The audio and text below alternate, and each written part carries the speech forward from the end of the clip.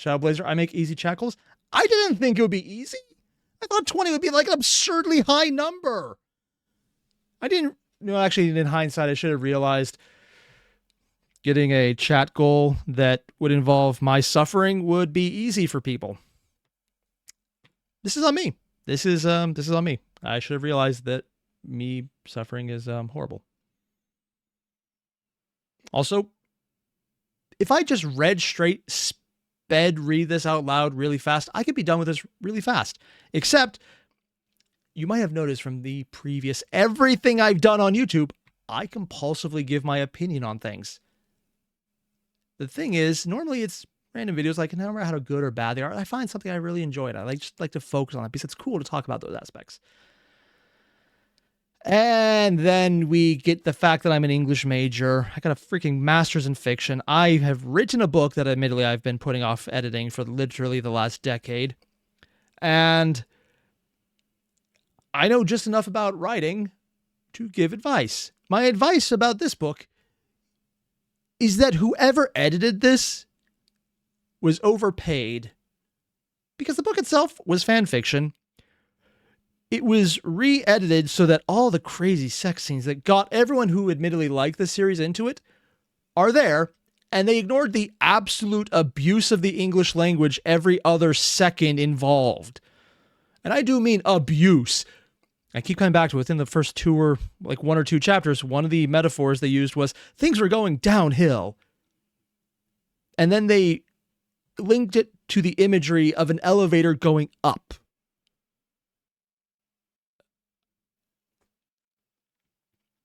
It's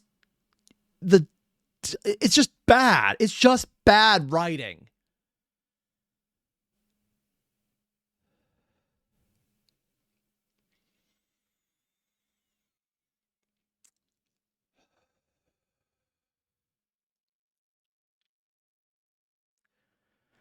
And I've put it off long enough, so let's begin my torment. Yes.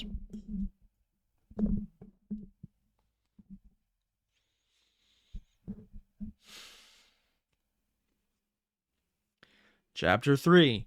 Kate is ecstatic. But what was he doing at Clayton's? Her curiosity oozes through the phone. This is acceptable because describing oozing through the phone gives the idea that you could just hear and feel it. But what it actually means in practice is you're describing it as slimy, as disturbing. It's not good. When you say something oozes, it's not, this is supposed to be her friend she's talking to at this point. But the image she's giving is someone slimy. It's like talking to a politician who you know just ate a child because it was tasty. And they're trying to shake your hand with said hair and brain matter still on your hand. It's like that level of oozing, or it's like, oh God, you enjoy doing taxes. Oh. And this is supposed to be her friend she's talking to. What they were trying to say is, you can just hear the radiant curiosity. You're trying to get the interest that they have in their friend. It said it's oozing. It's the completely wrong context word. In the depths of the stockroom, trying to keep my voice casual, he was in the area. I think this is one huge coincidence, Anna. You don't think he was there to see you. My heart lurches at the prospect, but it's a short-lived joy. The dull, disappointing reality is that he was here on business. He was visiting the farming division of WSU. He's funding some research, I mutter. Oh, yes. He was given the department $2.5 million grant. Wow. Said in italics, so you know it's her thoughts. How do you know this? Anna, I'm a journalist. I have Google. And I've written a profile on the guy. It's my job to know this. Okay, Carl Bernstein.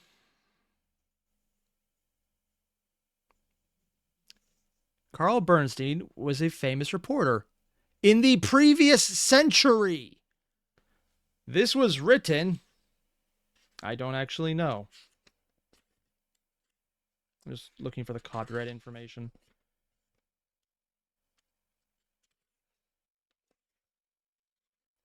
They're hiding that copyright information. It's like, oh, they don't even have it in the beginning of the book.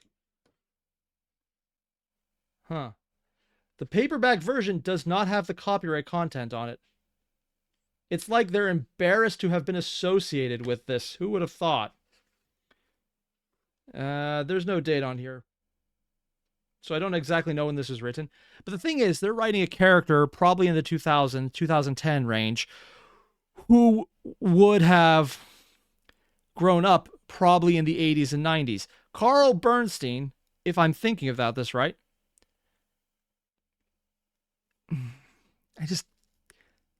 that's like me making a reference to The Great Gatsby as the new book that was really cool from that random author. I don't really remember, but he seems nice.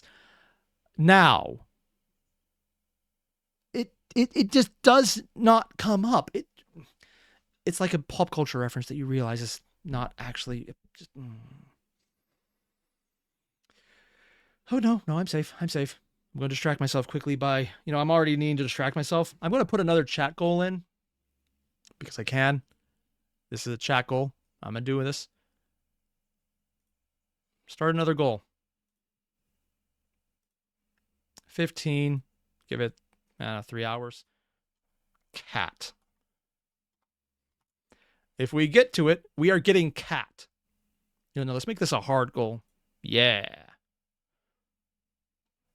Yeah, sure. Why not? I'm distracting myself. I'm distracting myself with cat. I stand by cat as a good reasoning. I'm literally just words in. Okay. Keep your hair on. Do you want the photos or these photos? Of course I do. The question is, who's going to do them and where?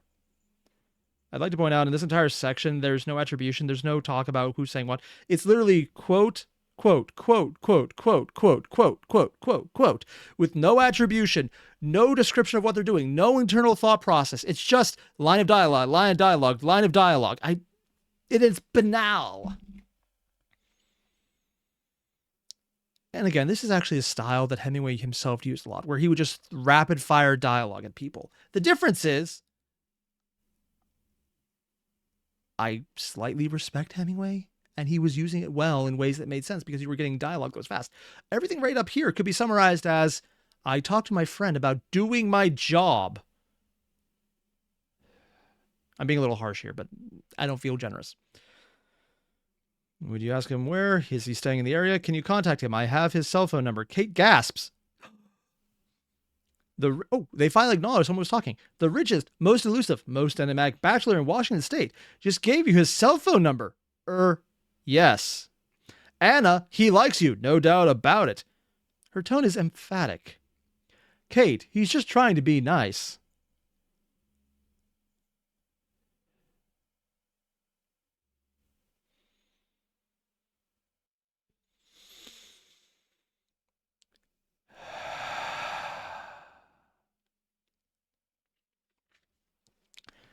See, I'm just saying this to myself right now. If I get to the sex stuff, I'm skipping over it because YouTube. So I can just get to that. Still about that. Moving on. Still about that. Moving on. Oh, he's been going for a full 5 minutes. Oh, it's over. Okay, well, he went longer than I expected. Moving on.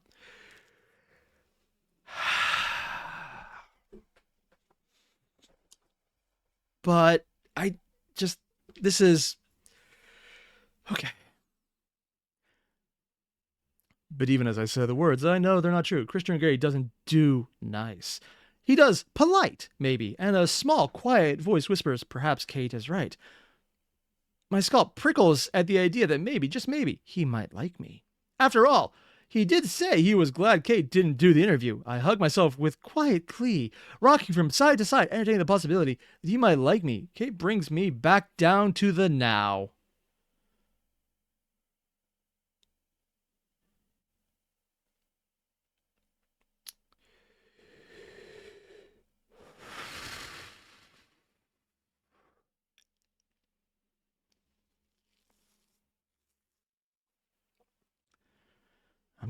I'm good. I don't know who will get to do the shoot. Levy, our regular photographer, can't. He's at home in Idaho Falls for the weekend. He'll be pissed that he blew an opportunity to photograph one of America's leading entrepreneurs. You know what? I'm going to go out on a limb on this one. I don't think he's going to be pissed. In fact, I almost sounds like he's dodging a bullet on this one.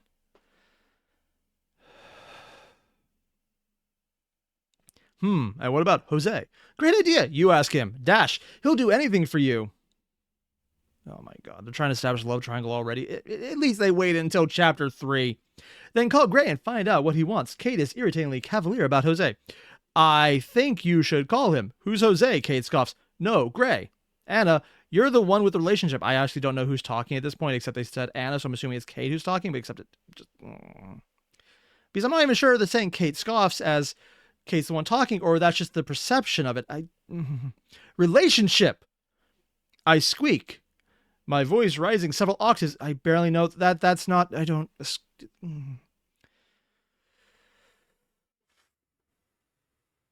Also, Pilo, you're mentioning this does not count towards the 2 chapters. Those are separate. Either way, good luck, my dude. Yep, I'm aware. I owe another 2 chapters on top of this. I hate this. I absolutely hate this.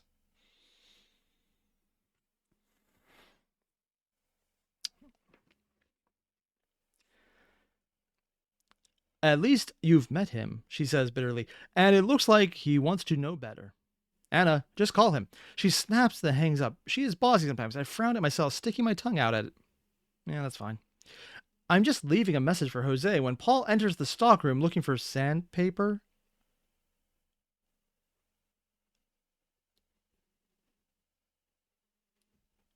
Who looks for sandpaper? No, I mean, she's supposed to be a journalist. Why?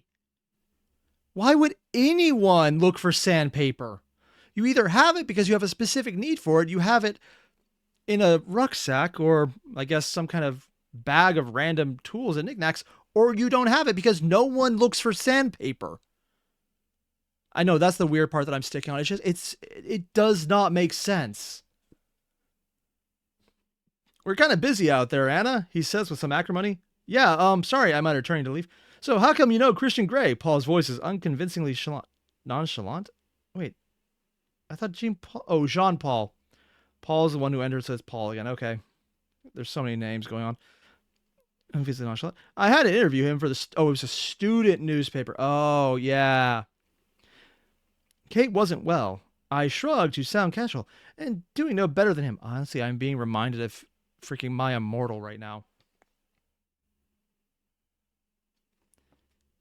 Pilo, I got the characters confused. Oh, I am almost certain I have at this point, and that's not making it worse. Not making it better, but it's not making it worse. Christian Grey in Clayton's. Go figure.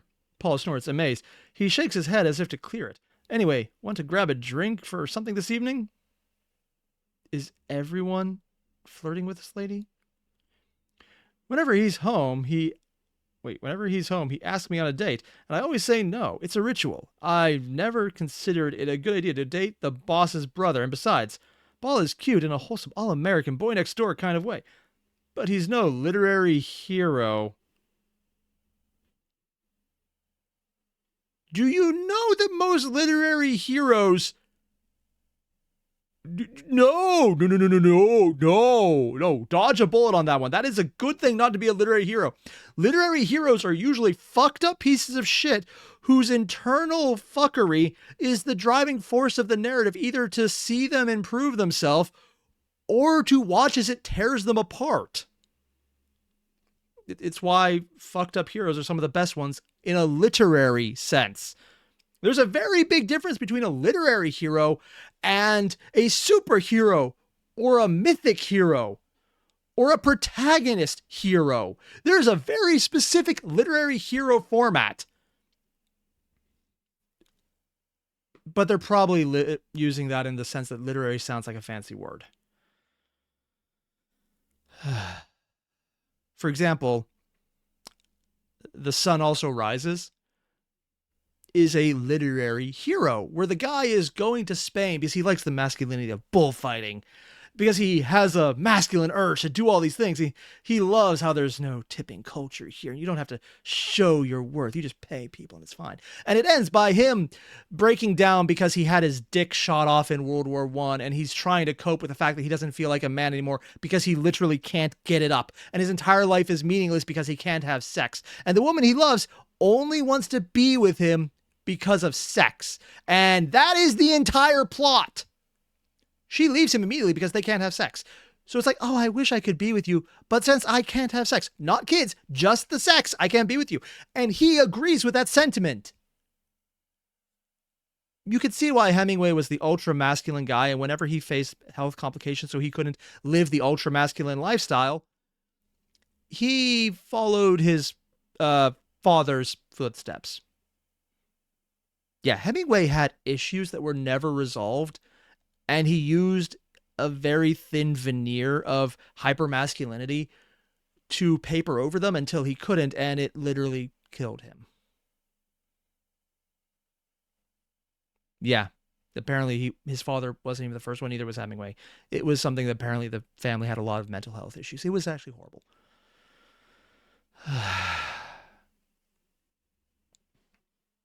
Yeah. Literary hero. Not by any stretch of the imagination is Gray. My subconscious asked me. Her eyebrow figuratively raised. I slap her down. Oh, she's slapping down her subconscious. Because she had previously just referenced the eyebrow as the acting participant at the end of the last sentence. So technically what she wrote is, I slap her down, because while she's intending to talk about the subconscious she's slapping down, because the last active participant was about the eyebrow, she's slapping down her eyebrow. So the image they just wrote was slapping yourself in the face to make your eyebrow go down, which is fine, but yeah, no, just don't you have a family dinner or something for your brother? That's tomorrow. Maybe some other time, Paul. I need to study tonight. I have my finals next week. Anna, one of these days you'll say yes. He smiles and I escape to the store floor. Hi, everyone. We've just read Sexual Harassment as the funny little game they do.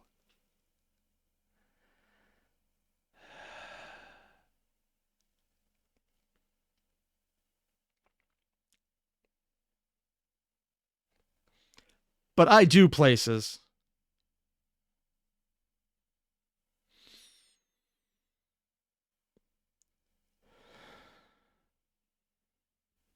Thomas Wetzel, someone described this book as aliens trying to write human interactions. See, that's not fair. I think aliens would do a better job. This is looking at My Immortal as a guideline for how human interaction works, including the lack of actual interactions.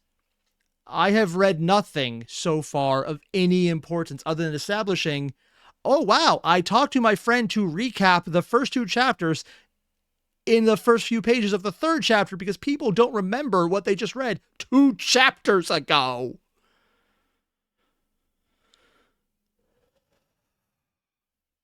And then, oh yeah, my boss likes to hit on me because everyone's into me, showing that she's desirable by rich men because the boss's son wants me.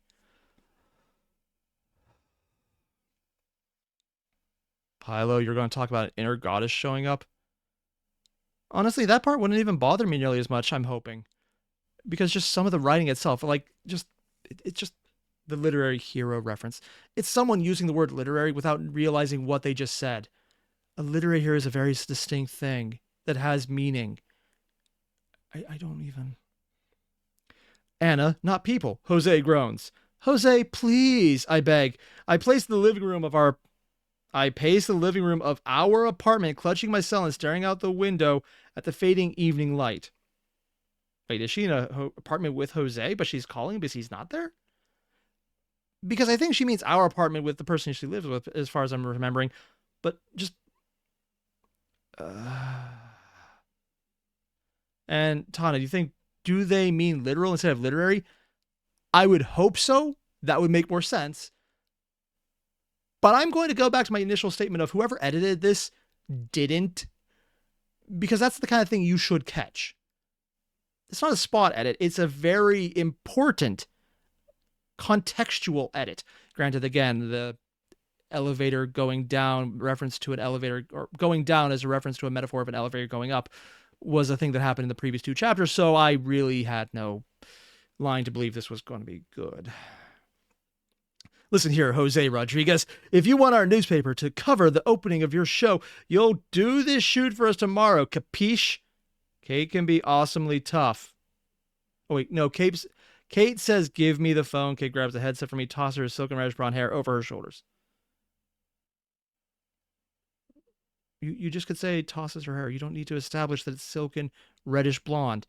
Also, you could just say she tossed her dirty blonde. That's the same thing as silken reddish blonde. I don't, that's just, it's also a needless detail because it's just a hair movement showing, I'm talking to someone on the phone, so I need to throw my hair to show that I'm a bossy girl or that I can get the job done. But it's meaningless because you're talking to someone on the phone. Also, our apartment now makes more sense because she's with the Kate, not Jose.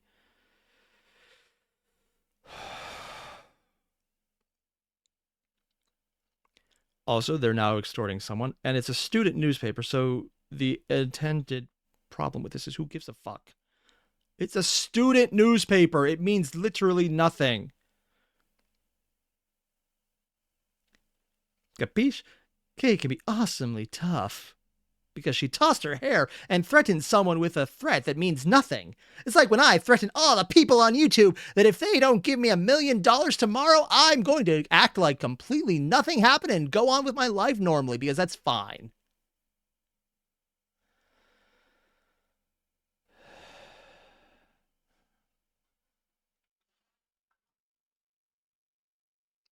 Pilo, I'm going to say something that is going to hurt me, but much less having read more of this. You're saying that this book inherited some superficial level comparing characters to classic literature from Twilight. I'm not even going to say they took anything from Twilight because I think Stephenie Meyers is a superior writer. I don't always agree with it. I don't really enjoy it, but I think she actually wrote a book. And honestly, when it came to marketing, she is a genius and she killed it. This is not it. Good. Anna will call back with the location and the call time. We'll see you tomorrow because being covered by a handful of people at a student newspaper are big money now. I mean, can you imagine what happens if you miss the random 5-year-old who gets to use this as a diaper when the parents are desperate and out of money? They see this in the trash and go, you know what, screw it. We're driving to Cleveland from Washington, D.C., but making a stopover in Hawaii because this makes perfect sense. Let's use newspaper as a diaper because we ran out of the real ones. And that entire metaphor still makes more sense than some of the things I've read so far.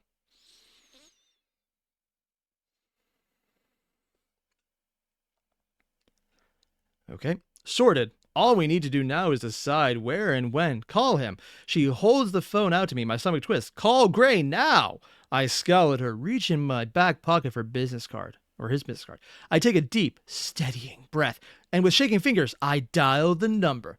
He answered on the second ring. His tone is clipped, calm, and cold. Points for alliteration, at least. Gray, Mr. Gray, it's Anastasia Steele.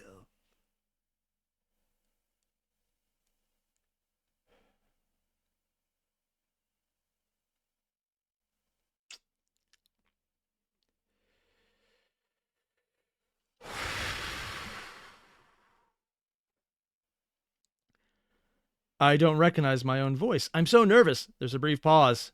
Inside, I am quacking.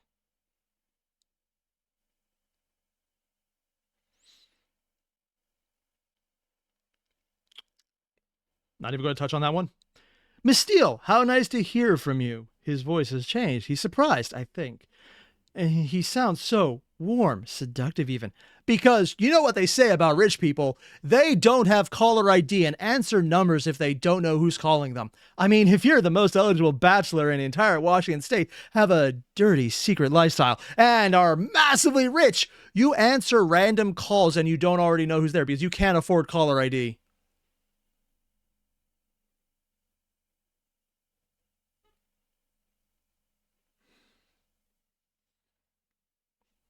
Tell me you wrote this where you don't have any idea of what pop culture or culture at all has been since the 70s without telling me someone who was born in the 60s wrote this. Sorry, probably the 50s.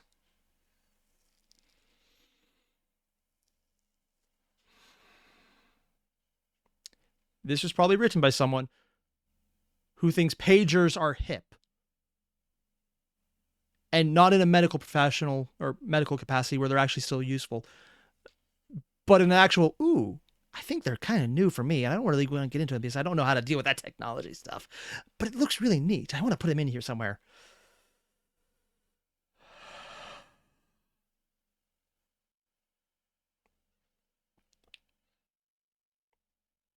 My breath hitches and I flush. I'm suddenly conscious that Catherine Kavanaugh, because I need to use full names to talk about my roommate when she's staring at me, even though we're in a really intimate setting. She's forcing me into that. I just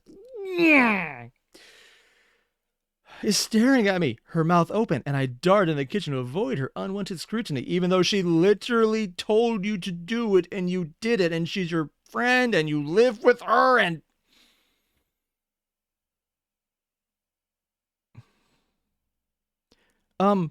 We'd like to go ahead with the photo shoot for the article.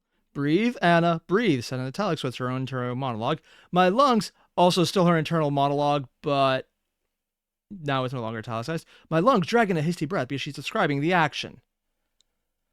Tomorrow, if that's okay, where would be convenient for you, sir? I can almost hear his sphinx-like smile through the phone. Sure, okay. Cathenated canary, but not the worst metaphor. I'll give them points for that one. That's at least passable. I'm staying at the Heatherman in Portland. Shall we say 9:30 tomorrow morning? Morning, people. Okay, we'll see you there. I'm all gushing and breathy, like a child, not a grown woman who can vote and drink legally in the state of Washington.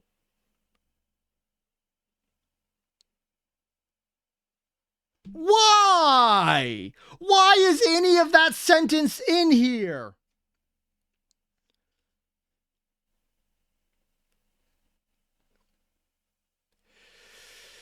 I just...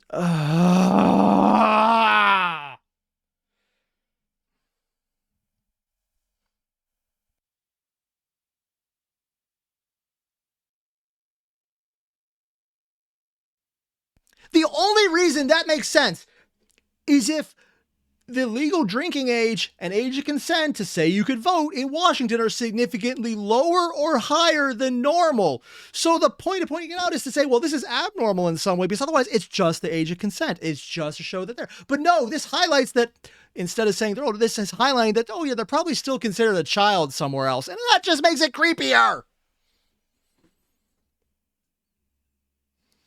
That entire sentence is just extra words for the sake of extra words that adds an incredible layer of why are you highlighting that, oh yeah, don't worry, it's completely legal to get married and have sex in Alabama at this age. I'm not going to say what age it is because of YouTube, but also that's literally the point.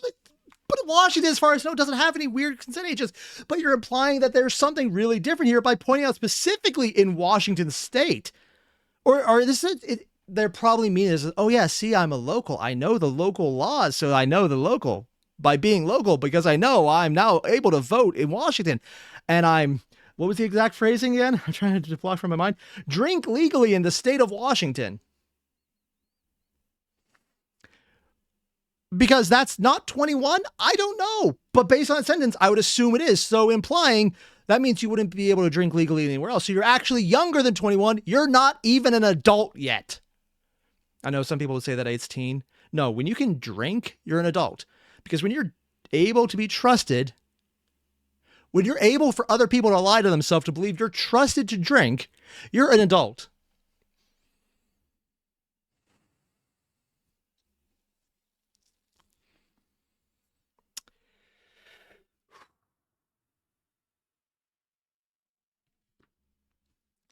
Hi, everyone. We're just highlighting the fact that this is a child who is given a superficial body of an adult. Yes, this was meant to be Twilight fan fiction. You can tell this was meant to be a child who they aged up to show, oh, see, I can drink legally. I'm an adult.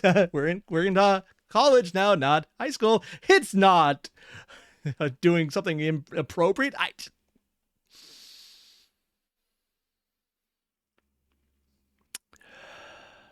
And it's here, 18 is drinking age in Australia. Yeah, that's fine. But as far as you know, that's not a crazy thing in Washington. I don't know what it is, but it doesn't make sense. It just doesn't, because she's also in college. It just... It's giving the impression that they're a minor while saying they're still an adult by saying they're not of the age of 21 yet, which is normal for most of America. It's just...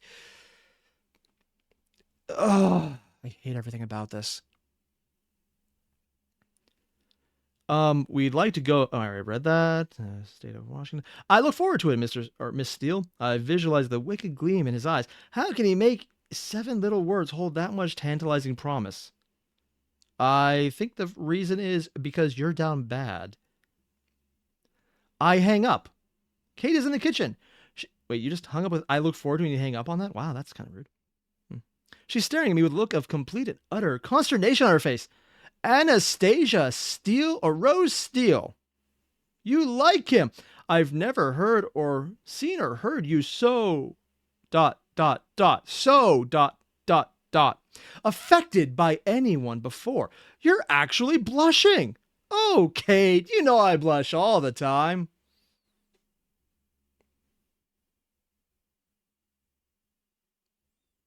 Needless exposition to show that one character knows the other, calling them out on the obvious fact that they like them, they're trying to lie about it, and also that they're saying, oh yeah, you know me because you know I already do this, so we're definitely friends and we definitely know each other for more than 5 minutes. Okay, sure, that's fine. It's an occupational hazard with me. Don't be ridiculous. I snap? That phrasing doesn't... No, snap is like, shut the fuck up. Or like, bitch, get over here. That's snapping. It's short, aggressive. Snapping is... Psh. Not, I'm going to tell a joke and you know that about... That's not snapping. That's like saying, Harry Potter, did you put your name in the Goblet of Fire? He shouted with a rage as he summoned hail. I think they're a bit different. Again, this is all just me being a pedantic English major. I'm going full-on grammar Nazi on this. But this is something, just a basic spot edit. Should have been able to, like, scratch that. I'm more or less assuming that there was no editing done with this whatsoever, other than to just change it enough that it was legally distinct from Twilight. So when they were eventually sued, because they were sued, I think they did actually win that case. To everyone else's detriment, this got to exist.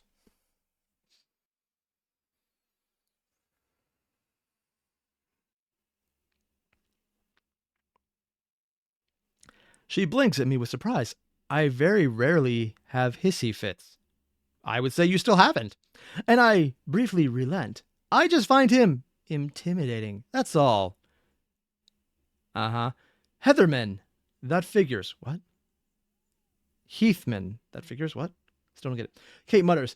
I'll give the manager a call and negotiate the space for the shoot. I'll make supper. I need to go. Then I need to study. I cannot hide my irritation with her as I open one of the cupboards to make supper. Honestly, you hit it so well, it wasn't even in the freaking dialogue. How many more pages?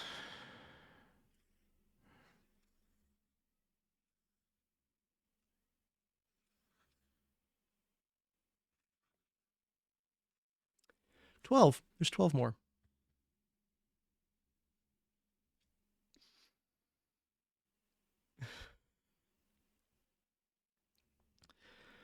I am restless that night, tossing and turning, dreaming of smoky gray eyes, coveralls, long legs, long fingers, and dark, different page, unexplored places.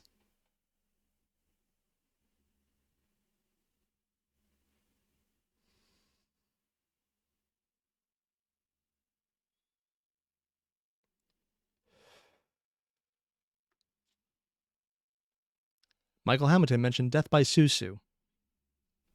Yep. Yeah. Yep, that's the case.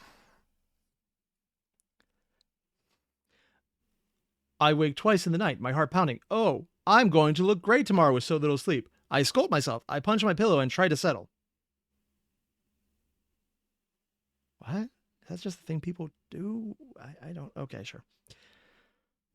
The Heathmen is, oh, it's the location where they're at, yeah, is nestled in the heart of downtown Portland. Its impressive brownstone edifice was completed just in time for the crash of the late 1920s. Jose, Travis, and I are... No, let's go back. An edifice. It's a brownstone edifice completed in the 1920s crash. Okay, what does that mean? I mean, I know what a brownstone is. I know 1920s architecture.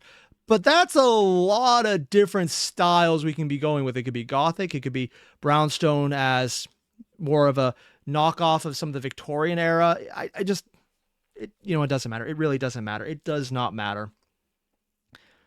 If she tried to describe it, it would be going like sweeping buttresses, flying above the skyline as they swept around and used the heavy stone pillars for the brutalistic architecture of the fonted glass ceilings that you walked on by entering through a sliding glass revolving door of brick. Nothing I said should make sense, but there's probably at least 5 people out there who have read something sounding exactly like that.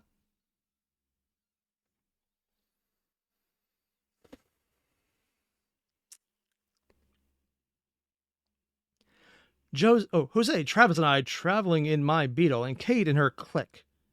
CLK. It might be a car thing. I don't know cars. Since we can't all fit in my car, 3 people is too much for a car? Beetles aren't that small unless you're literally taking out the back seat for stuff, and you didn't mention that. Travis is Jose's friend. Okay, there's another guy there. Oh, Travis 3 people in their car, not 4, because we all know that Beetles only carry 4 people and they don't have trunks.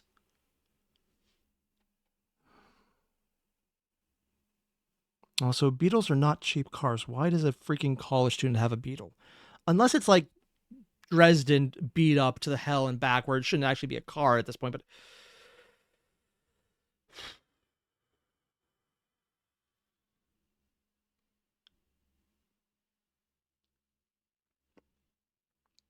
I'm not even upset at this point. I'm just not.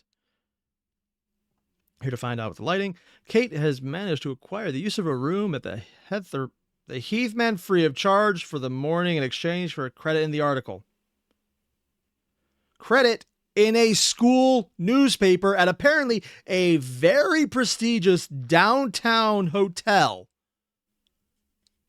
If you wanted fantasy, that is fantasy right there. The fact they didn't charge her firstborn son's liver pre-ordered and then cloned again so they get a 2-for-1 special. That's the kind of pricing you would get in that kind of establishment. Their name in a college free paper. No! If you went into every major headline in the New York Times, the Post, the Times of New York, I don't know. I don't know newspapers anymore. No one reads them. And every single one says, we'll give you credit if you give us this room for free. Everyone would be like, haha, pay me, bitch.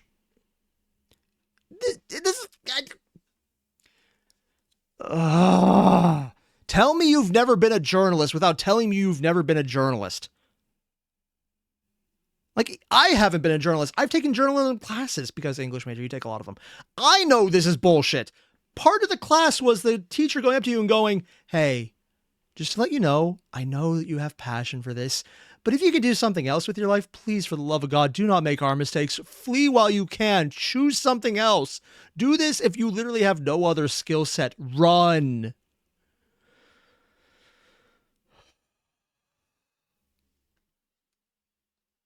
Weak warrior. No. It's cringe and boring to you. I know what I'm talking about, though, so it hurts me more. This isn't just bad. This is offensively bad. It's not as bad as some of the other parts. It's actually better than the first 2 chapters, but only because the bar is low. It also shows a complete lack of any acknowledgement of what this goes on. It's like the student council being all powerful in every anime. It's a trope, except there's no trope for the student newspaper being all powerful.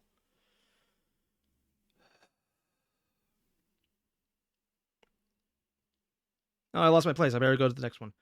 The rooms are elegant, understated, and opulent furnished.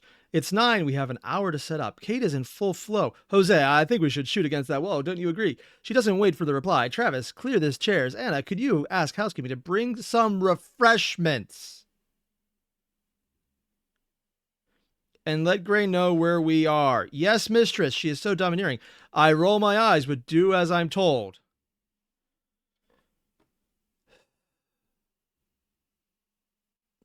The student newspaper demanding refreshments of the high-class, expensive hotel in the heart of a major city, demanding refreshments from the housekeeping, not the people at the concierge desk. From the housekeeping.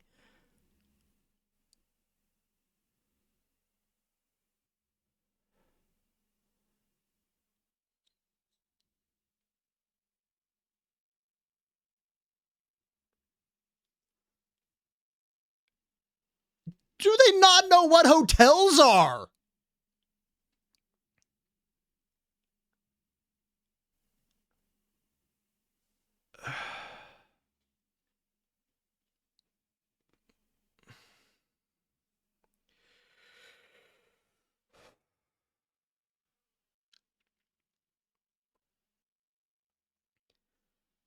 Half an hour later, Christian Grey walks into the suite. Holy crap, he's wearing a white shirt. Open at the collar and gray flannel pants that hang from his hips. So he has chicken legs? Flannel is... What? His unruly hair is still damp from a shower. No, if it's damp from a shower, it shouldn't be unruly. It should be wet and lanky. Unruly is prior to the shower.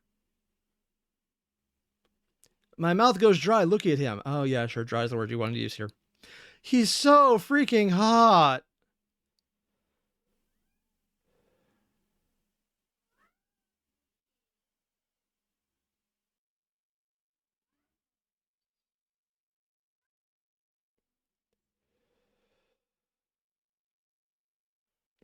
Gray is followed in the suite by a man in his mid-30s, all buzz-cut and stubble in a sharp dark suit and tie, who stands silently in the corner. His hazel eyes watch us impassively. Okay, that actually was a really decent set. That was good. That was actually good. It set the tone for the, the boogeyman in the background who's dark and intimidating is there to basically break legs and ask names later. That's fine. It sets the tone. It's fitting with what you're trying to say about the main character by saying he brought protection,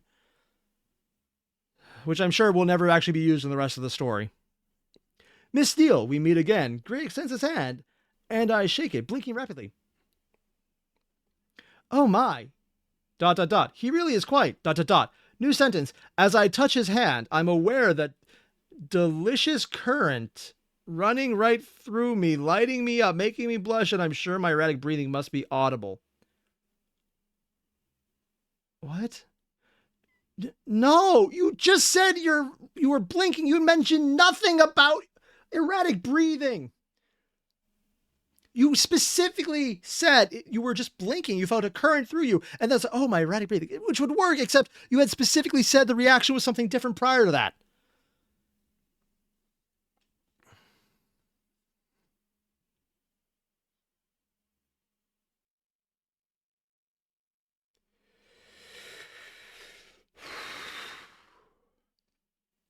Mr. Gray, this is Catherine Kavanagh, I mutter, waving a hand toward Kate, who comes forward, looking him squarely in the eye. The tenacious Miss Kavanagh, how do you do? He gives her a small smile, looking genuinely amused. I trust you're feeling better. Anastasia said you were unwell last week. I'm fine, thank you, Mr. Gray. She shakes his hand firmly. Without batting an eyelid, I remind myself that Kate has been the best private schools in Washington. Her family has money, and she's grown up confident and sure of her place in the world. She doesn't take any crap. I am in awe of her.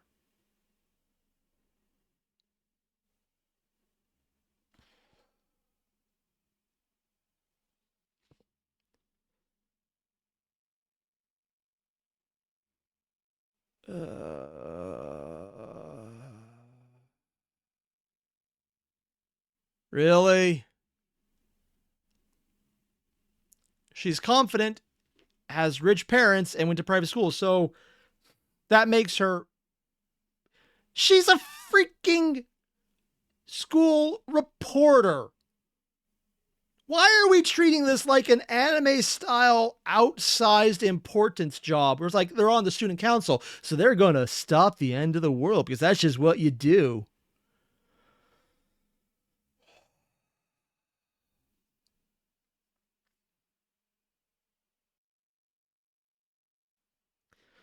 Also, I get the entire dynamic here. She's confident, so Gray hates her because he wants someone who he can break and torture. So the inconfident mouse of a person with no personality who will bend over to anyone domineering, like Kate, it's literally just sub-dom, but apparently, according to articles I read, because God knows I never want to actually read this book and I hate doing it right now, it's not actually that culture. It's literally just abuse. Have I got there yet? No. And I'm hoping to, because when I do, I can skip it. Because I'm not going to read that on YouTube, because I will break terms of service. Unfortunately, this is probably the one romance book who has waited beyond chapter 3 to do that. Also, because that's not actually a joke. There's a formulaic response for most pulp romances where you have to have so many scenes, including sex scenes, within so many pages, so many paragraphs, so many words, to the point where by chapter 3, there should have at least been one already. Sometimes more, depending on the publisher, where they have different standards. That's also not a joke. There is literally a right by the numbers formula that they have to follow. And when they don't, the readers complain.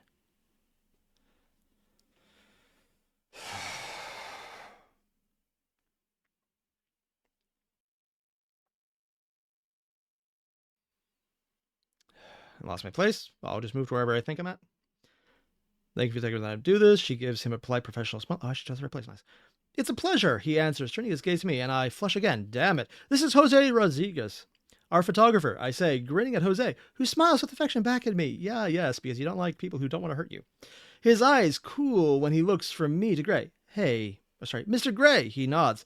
Mr. Rodriguez. Gray's expression changes, too, as he appraises Jose. Where would you like me? Gray asks him. His tone sounds vaguely threatening. Where would you like me? Let me guess, like, where would you like me? I'm sorry, that sounds like a line that I would see in an Onion article. That's not threatening. There is no way that is threatening. Because the entire sentence itself puts you at someone else's command by asking them what you are going to do.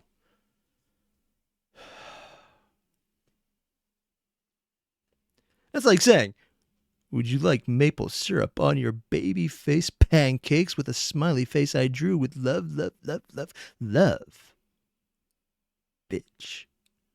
It doesn't!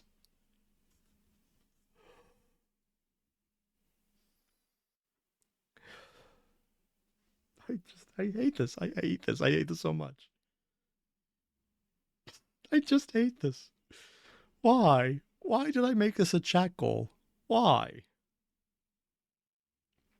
Also, yeah, we're not going to get to nearly as many videos as I want today. We'll be doing more tomorrow live.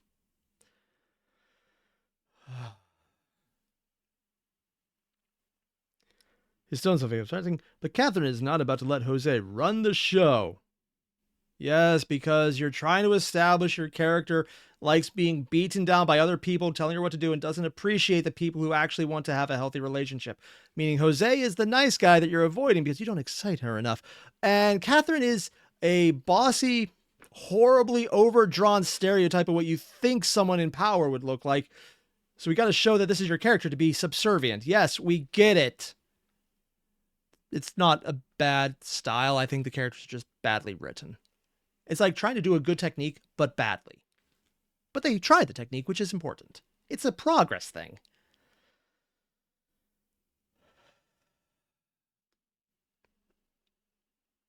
Mr. Gray, if you could sit here, please. Be careful of the lighting cables, and then we'll do a few standing too. She directs him to a chair set up against the wall. Why would you set up lighting cables in a situation you've done where they're dangerous?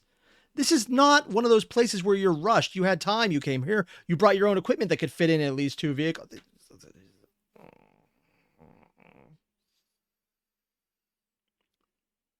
Whatever. Just going to move on. Just ignore the massive unprofessional aspect of it. Travis switches on the lights, momentarily blinding Gray, and mutters an apology.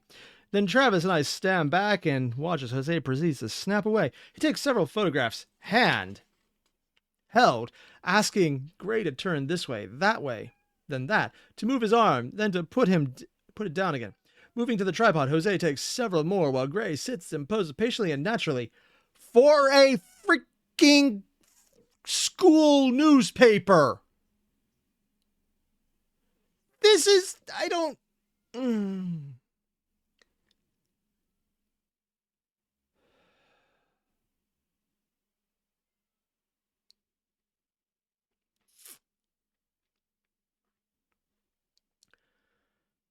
My wish has come true. I can stand and admire Gray from not so afar. Twice our eyes lock, and I have to tear myself away from his cloudy gaze. Enough sitting. Catherine wades in again. Standing, Mr. Gray, she asks. What? Why would you ask that? He stands, and Travis scurries in to remove the chair. The stutter on Jose's Nikon starts clicking again.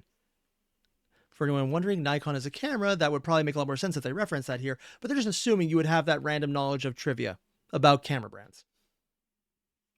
They're not wrong. It's just kind of stupid because they mentioned the camera before, but only multiple mentions of it later. Then they mention what brand it is, even though that doesn't make sense and it has nothing to it. The camera does not matter. Why even pay attention to the specific brand of it?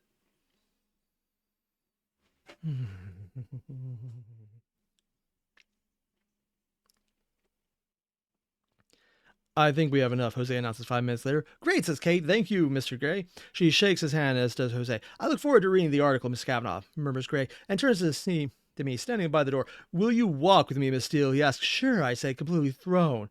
I glance anxiously at Kate, who shrugs at me. I notice Jose scowling behind her. Yeah, we get it.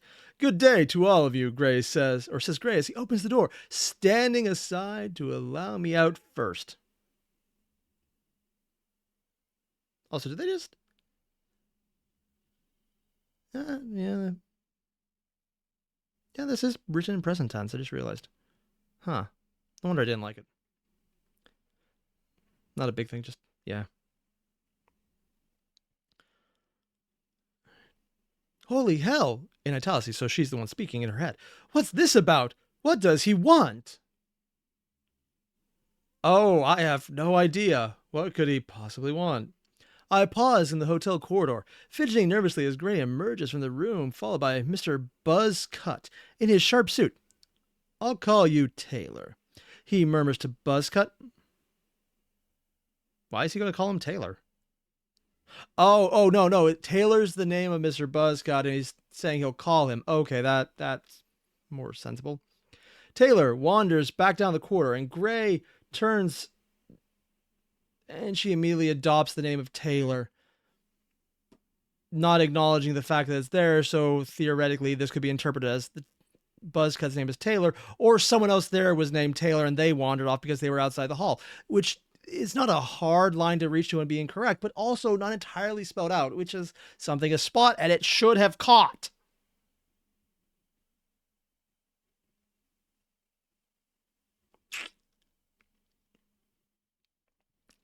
Yep.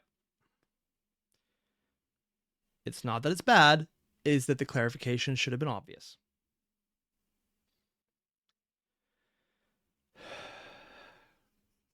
Syrian, was Mr. Gray the name of the guy the gazebo was for? If we're lucky, you would walk into the mimic version of it, and I know what you're referencing. Sure, I say, completely thrown. I glanced actually at Kate. Okay, I went through that already. Gray burning for me. His burning gray gaze to me. Crap. Have I done something wrong? I wonder if you would join me for coffee this morning. My heart slams in my mouth. A date. Christian Gray is asking me on a date. He's asking if you want coffee.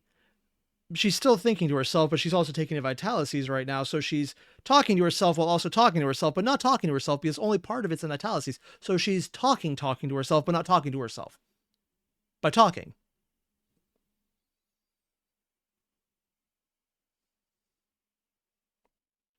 And sorry, you mentioned, the mage game? Oh, that should be interesting. Not entirely sure then. Maybe he thinks you haven't woken up yet at 9:30 in the morning. When you met and you already did all of that and you've been working. My subconscious whines at me in a sneering mood again. I clear my throat, trying to control my nerves. I have to drive everyone home, I murmur apologetically, because you were literally just there as the driver. You were a chauffeur for them. You had no reason to be there other than the car. I mean, for him, there's no reason to be there, but we get that. Taylor, he calls, making me jump. Taylor, who has been retreating down the corridor, turns and heads back towards us. Are they based at the university? Gray asks, his voice soft and inquiring. I nod, too stunned to speak. Taylor can take them. He's my driver. We have a large 4x4 A 4x4? They have an off-road? Oh, they're probably talking about a different... See, I live in a mountainous area where a 4x4 is like one of those little cat vehicles that you ride up the side of a hill and it rolls over and it's like, that's fun, let's do it again. Okay, sure, why not? Maybe this is different. A 4x4 here, so he'll be able to take the equipment too. Mr. Gray, Taylor asks as he reaches us, giving nothing away. Please, you can drive the photographer, his assistant, and Miss Kavanaugh back home. Certainly, sirs. I mean, there was 2 cars, not the one, so sure, let's ignore that. Because, they could all still fit in the car. They took 2 cars.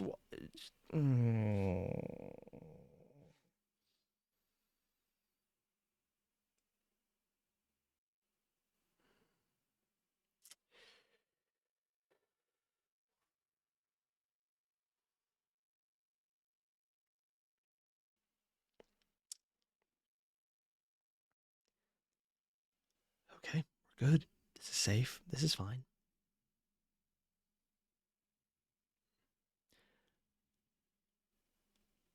Now you can join me for coffee, Gray smiles as if it's a done deal. I frown. Mr. Gray, this really...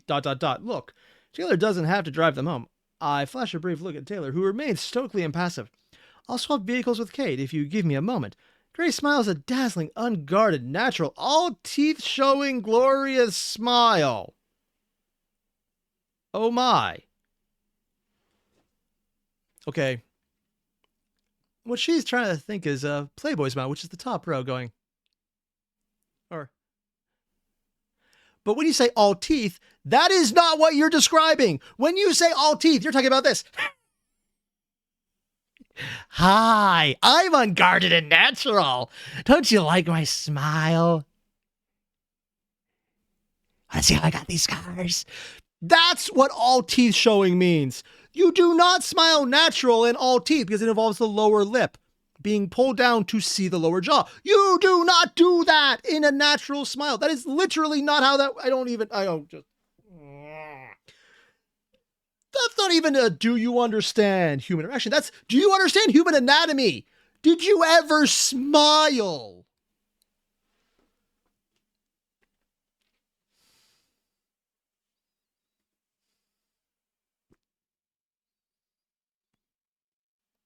Also, right now, my entire chat is doing the meme of the rats make me crazy. And I'm just thinking, I wish I had rats right now. I'd feed them this book.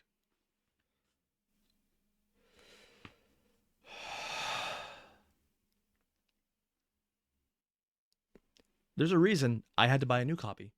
Because I literally burned the last one.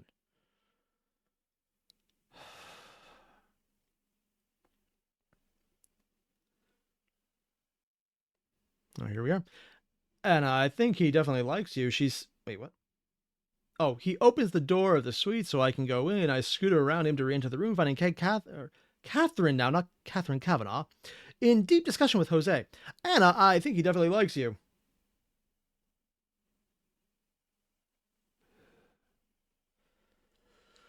Oh, yeah, we're back to this. She says with no preamble whatsoever. Jose glares at me with disapproval, but I don't trust him. She adds, I raise my hand up in hope she'll stop talking. By some miracle, she does. Kate, if you take Wanda, who's Wanda? I can take your car. Why? Christian Grey asked me to go for coffee with him. Her mouth pops open.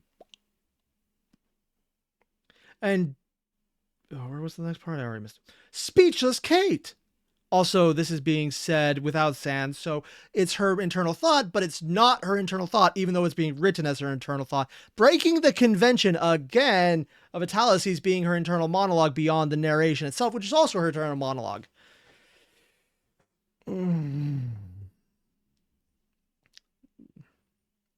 I savor the moment she grabs me by the arm and drags me to the back of the bedroom that's off the living area of the suite. Oh, I'm sure this is going to be the last time in the book the phrase they drag me to the bedroom is going to be used.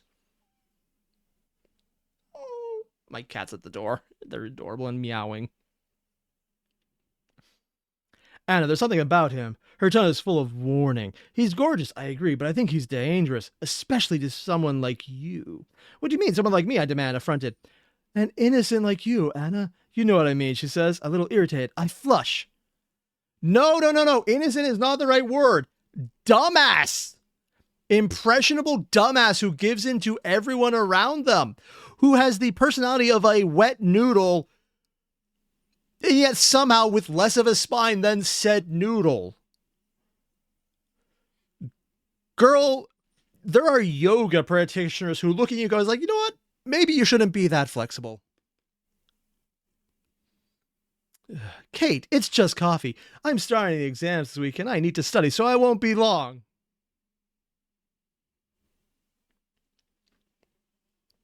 She purses her lips as if considering my request.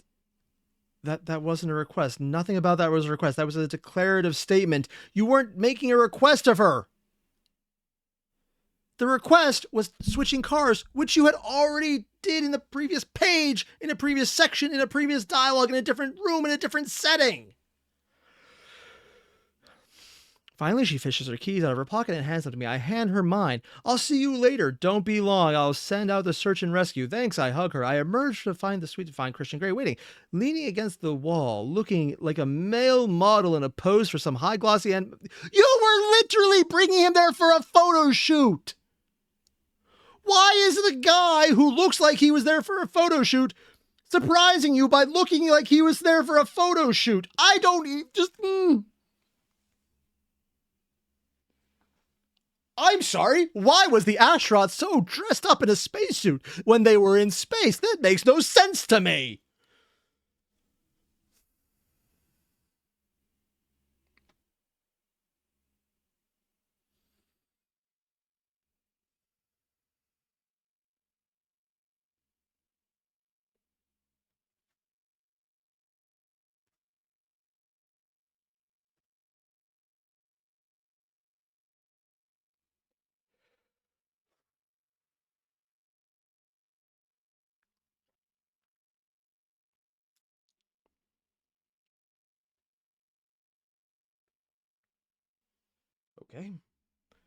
Okay.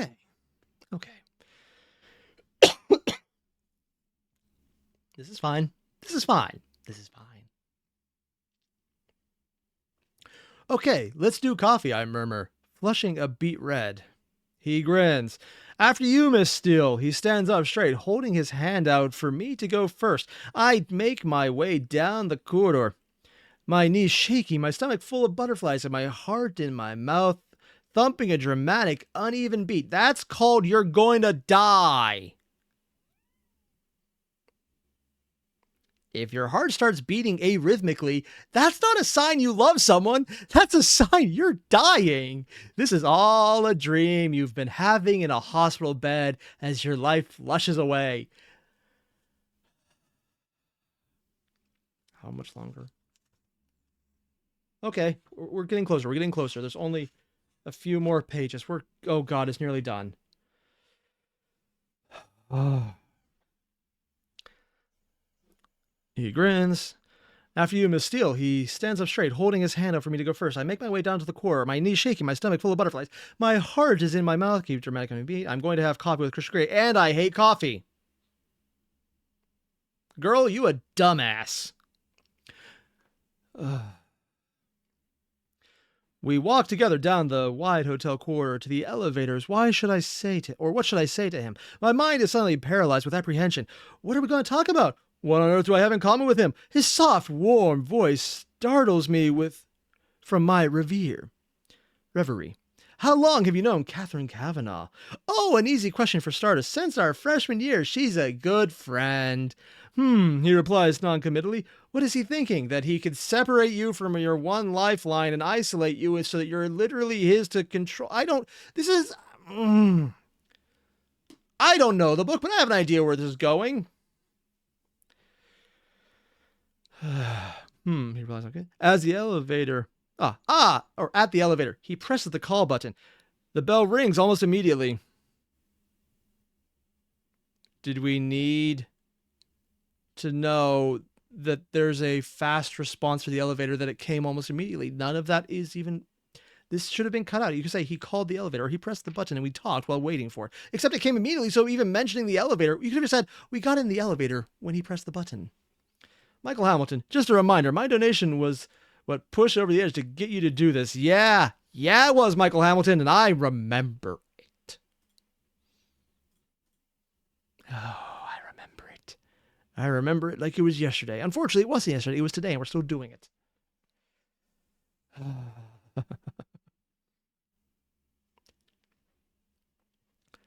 Gray and I step in the elevator. Oh, wait, no. Let's see. Immediately, the doors slide open, revealing a young couple in a passionate embrace inside. Surprised and embarrassed, they jump apart, staring guiltily in every direction but ours. Gray and I step into the elevator. Really? Really? Just random couple going at it in a fancy upscale elevator?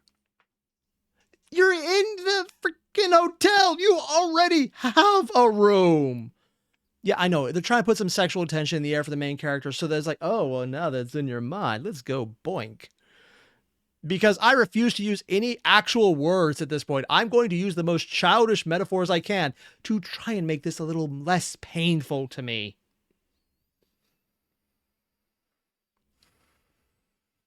I am struggling to maintain a straight face. Yeah, I'm aware of that. You're struggling to maintain any face. So I gaze down at the floor, feeling my cheeks turning pink, which is impressive considering they've already gone from red to red to red to now they're at pink. So apparently the blood has gone somewhere else and you're losing it. When I peek up at Gray through my lashes... I hate that phrase. It's not bad. I just hate it. He has a hint of a smile as says, but it's very hard to tell. The young couple says nothing, and we travel down to the first floor in embarrassed silence. We don't even have bland, piped elevator music to distract us. Because elevator rides are very long.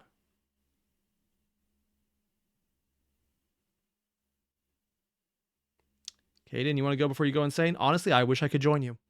Really do. Flee while you can.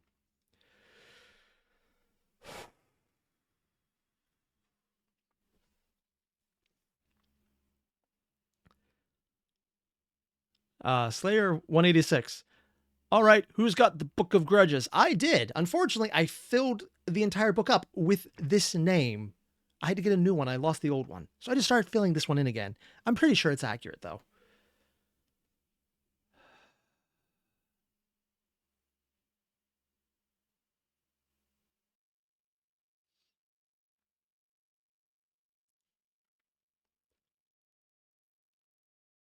The door opened, and, much to my surprise, Gray takes my hand and clasping it with his long, cool fingers. Okay, if your fingers are cool, it's because you have lacking circulation. I get it. He's supposed to be a vampire who is changed to be legally distinct from a specific vampire, but really? I feel the current run through me, and my already rapid heartbeat accelerates. As he leads me out of the elevator, we can hear the surprised giggles of the couple erupting behind us. Gray grins. What is it about elevators, he mutters. Oh god, we're going back to the elevators again. We cross the expansive, bustling lobby of the hotel towards the entrance, but Gray avoids the revolving door, and I wonder if it's because he'd have to let go of my hand. What? Okay, sure. Outside in a mild May Sunday... in Washington State? Wouldn't that still be like, oh god, why the rain? It's not like Washington is the same state as Seattle or the general standard mild May Sunday would be, hey everyone, it's depression. I'm from Pittsburgh. We have the same weather. The sun is shining. Well, this is already completely unrealistic. And the traffic is light, and that is just insane. Gray turns left and strolls to the corner where we wait for the crosswalk to change. He's still holding my hand. I'm in the street, and Christian Grey is holding my hand. No one has ever held my hand.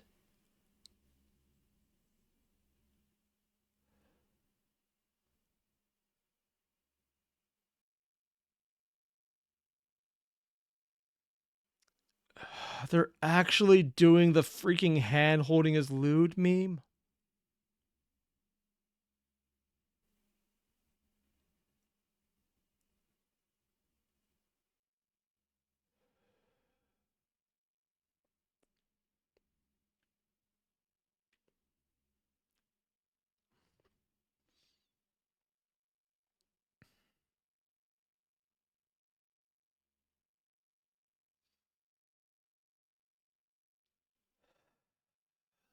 I know that line is supposed to show how innocent and naive this horribly out of her depth innocent character is that you can feel empathy for and to show how crazy and depraved he is.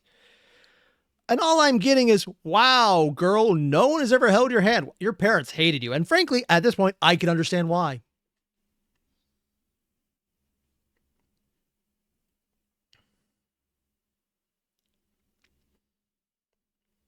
No one has ever, man. I feel giddy and I tingle all over. Yeah, that's probably the syphilis kicking in. You're losing nerve endings. I attempt to smother a ridiculous grin that threatens to split my face in two. Try to be cool on it. Well, you're well past that one. My subconscious implores me. The green man appears and we're off again? Oh, she means the green walking symbol. Okay. We walk 4 blocks before we reach the Portland Coffee House. 4 city blocks to get coffee.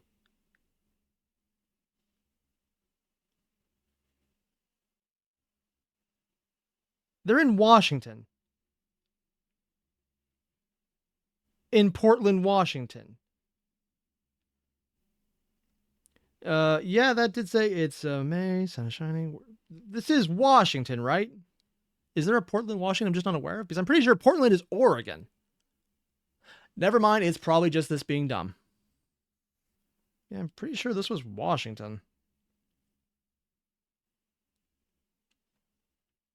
Yeah, because they mentioned she was a minor in Washington State, but they're talking about Portland. Portland is Oregon.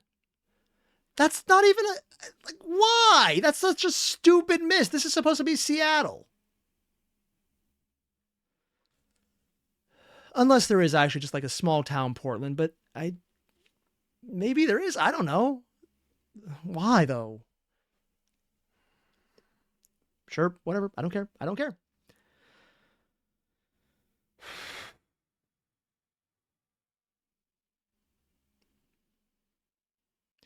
Haha, someone else mentioned bro is so locked in. Yes, I'm locked into reading this. I am literally not allowed to leave until I finish. They will not unlock the door. I am quite literally locked on this, and I hate every second of it. Not much longer. Not much longer. Why don't you choose the table while I get the drinks? What would you like? He asked me, polite as ever. I'll have, English breakfast tea. Bag out. You monster. There's lines, man. There are lines. Leave the bag in. He raises off eyebrow. No coffee? I'm not keen on coffee. He smiles. Okay. Bag out. Tea? Sugar. For a moment, I'm stunned, thinking it's an why? You're talking about coffee and tea and... No! She's thinking he's calling her sugar. Wow, it doesn't even make sense. It's like, oh, do you want milk? Oh, is he asking to milk me? No!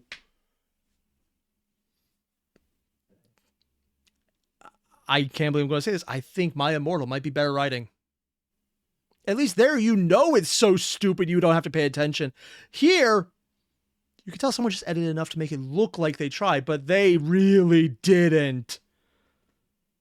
One is free, the other I had to pay money for.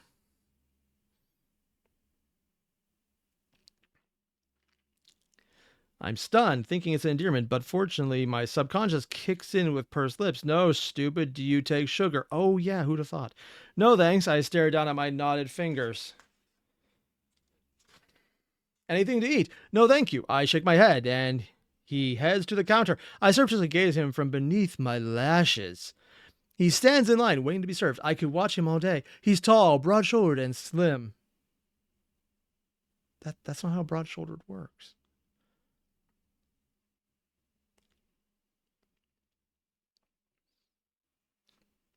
And the way those pants hang from his hips, oh my. She's described a guy who he's very slim, but with broad shoulders, and he doesn't have a butt because they're hanging loose, which she mentioned earlier. So,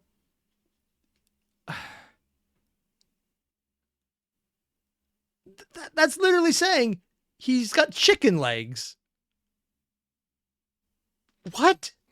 Also, Michael Amity, you mentioned bag out as the problem? Yes, because it makes for a weaker taste of the tea itself, and you lose all the flavor. If you leave the bag in, it oversteeps, and while a lot of people say that's wrong and it dilutes it so it becomes way too bitter, they're wrong, and it's infinitely better with all of the flavor because it hits so much harder. And with a few different variations, honestly, chamomile is one of them, you can get such an overwhelming aroma from it that it has a great amount of presence when you can sip it. And when you reheat it, it maintains the same flavor profile. When you take the bag out, you're just wasting it. It's like, okay, 5 minutes, we're done. Yeah, sure, you can make another bag, but no one actually does this. You just throw it out. It's a complete waste of good tea. I take tea very seriously.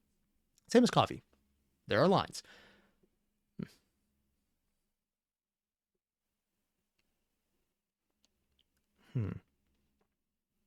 Let's see here. I forgot what page I'm on, so I'm going to go here. Oh my. Once or twice he runs his long, graceful... Why is she stuck on his fingers? I realize what I just said. And probably my unfortunate innuendo is completely accurate. Valerian, I think we're just going to have to disagree to agree that you're wrong on this one. There are some teas, though, where it isn't bad. A generic black tea can sometimes be a little too powerful, but some of the herbal ones are actually very nice when they're steeping longer. Graceful fingers, but now dry, but still disorderly hair. I'd like to do that. The thought comes and bit in my mind, and my face flames. I bite my lip, and I stare down at my hands again, not liking my wayward thoughts are heading. Oh, yes, because wanting to run your hand through a guy's hair are so embarrassing. Unlike you just walking into two people making out or having sex in an elevator. It's like, that wasn't so bad. But, touching a man's hair, that's impossible.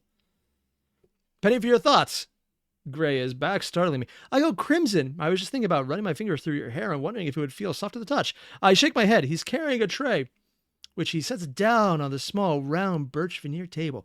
He hands me a cup and a saucer and a small teapot on the side plate bearing a lone tea bag labeled Twinings English Breakfast, my favorite.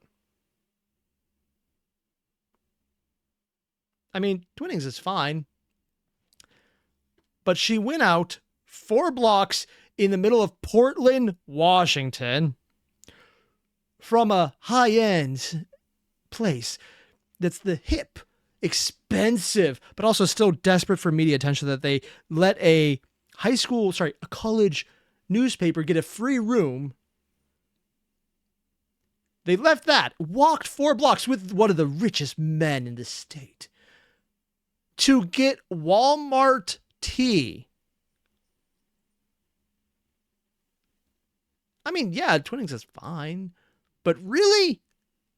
Honestly, with how this is going, I'm surprised it wasn't yogi tea. The tea made from a literal cult. Yeah, you can look it up. Or how some of the cereals that Kellogg's bought out were also literally made by cults. Yeah, cults did a lot of food. Who'd have thought?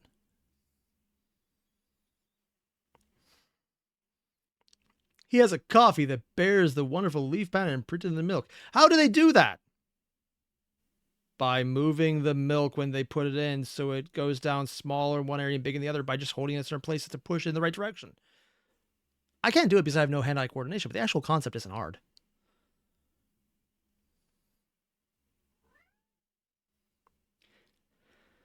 He also bought himself a blueberry muffin. Putting the tray aside, he sits opposite me, crosses his long legs. He looks so comfortable, so at ease with his body. I envy him. Here's me all gawky and uncoordinated, barely able to get from A to B without falling flat on my face. I've heard the writing about you so far. I agree, you fall flat on your face, specifically linguistically.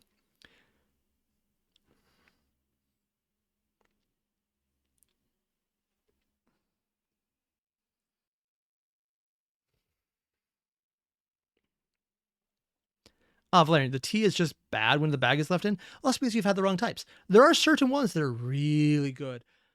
Oddly enough, I think Earl Grey is one because the actual almost flowery taste becomes much more intensified, and the bitterness doesn't really get that much stronger from it. Generic black tea, though. Oh, and green tea? Green tea just becomes bitter. You can't taste it. Generic black teas, depending on the brand, it can also do that. But I think some of them are really good that way. And again, I think Earl Grey is my favorite to leave the bag in. It just tastes better when you've let it steep for too long. Where was I? I don't actually remember.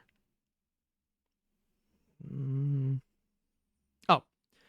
Your thoughts, he prompts me? This is my favorite tea. My voice is quiet, breathy. I simply can't believe I'm sitting opposite Christian Grey in a coffee shop in Portland. Portland, Washington. Sure. Maybe I'm wrong. Maybe they just drove to a completely different state for a school paper.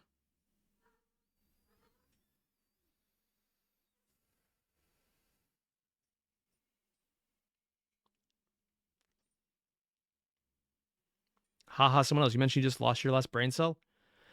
Oh, what a coincidence. You and the author have something in common. Except I think you still have more than them. They're in debt.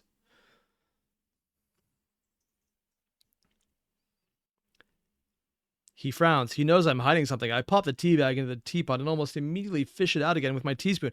As I place the used tea bag on the side of the plate, he cocks his head, gazing quizzically at me. I like my tea black and weak. I mutter as an explanation.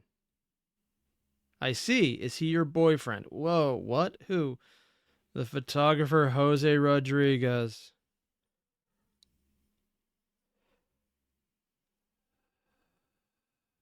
Really? One, she just dipped the tea bag in there, so there's no actual tea. She's drinking hot water. Because it was a teapot, not a teacup. And he immediately goes, oh yes, we're doing the stereotype from Airplane. I like my coffee like I like my men. Black.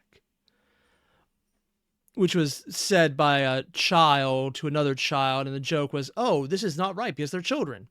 Or how they had June Carter from, I think it was Leave It to Beaver, come up and speak jive. That was a thing that happened. I laugh, nervous but curious. What gave him that impression? No, Jose's a good friend of mine. That's all. Why do you think he was my boyfriend? It's not like he was smiling at me or trying to flirt the entire time. Or I'm trying to ignore him because he's not dominating me and treating me like shit. I mean, he would be an actual healthy person. I can't have that. I'm a sad little protagonist. I need someone who will punch me in the face. You know, someone who would later have an episode on Maury.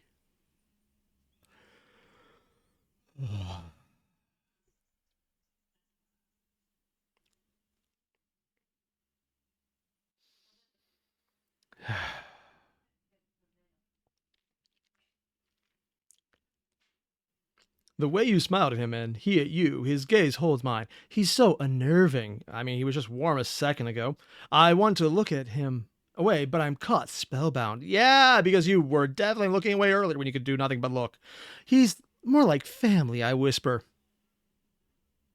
How rural in Washington are we talking here? Because, if it's in the city, okay. If it's in the country, I'm just saying, Sweet Home Alabama is not entirely wrong. She's apparently very naive. Maybe that's not a thing for her. I don't know.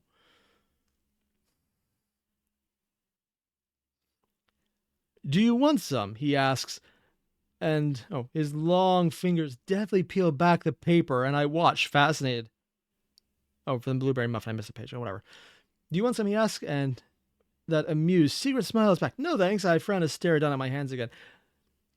And the boy I met yesterday at the store, he's not your boyfriend. No, Paul is just a friend. I told you yesterday. Oh, this is getting silly. Why do you ask? You seem nervous around men. Holy crap, that's personal. I'm just nervous around you, Gray. I find you intimidating. I flush scarlet, but mentally pat myself on the back for my candor. Oh my God, can you imagine? One of the richest men in the entire state who is recluse and off-putting and scary to other people, being told he's intimidating. Can you imagine that? I would never believe that.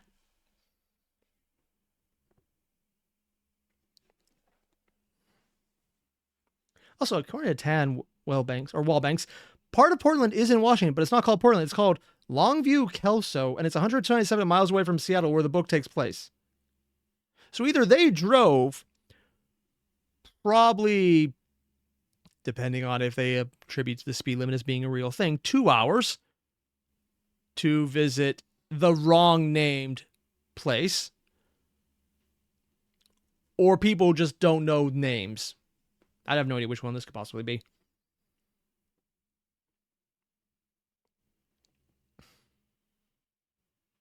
Where was I again? Oh, yeah. You should find me intimidating, he nods. You're very honest. Please don't look down. I like to see your face. I glance at him. He gives me an encouraging but wry smile. He gives me some sort of clues what you might be thinking. Very little. That's what she's thinking. You're a mystery, Miss Steele. Really? If she's a mystery for you, you, sir, probably need remedial lessons in how to breathe at some point in your life. Remember, it's in. Okay, now remember, you're supposed to then out. No, not another breath in. No, you're not supposed to puncture your chest to get it out and just keep breathing in. Why? How are you even doing that? You're literally just breathing in constantly. That is what this feels like right now.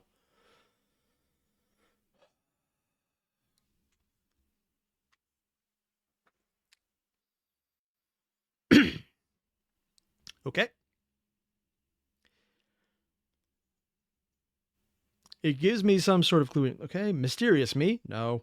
There's nothing mysterious about me. I agree. I think you're very self-contained. No, she's not. She's just very boring. Am I? Wow, how am I managing that? By him lying to you because you're an easy mark. This is bewildering. Me, self-contained? No way! Except when you blush, of course, because that's the only thing that happens in your head. The flow of blood. Again, it was supposed to be about a vampire. Of course they would notice the lady who has the most obvious amount of blood.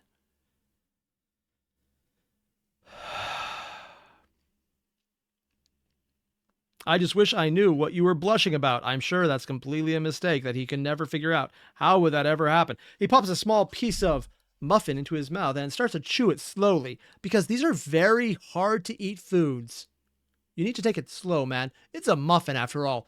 You may break a tooth on that if you were in your 90s and you didn't actually have any teeth to break.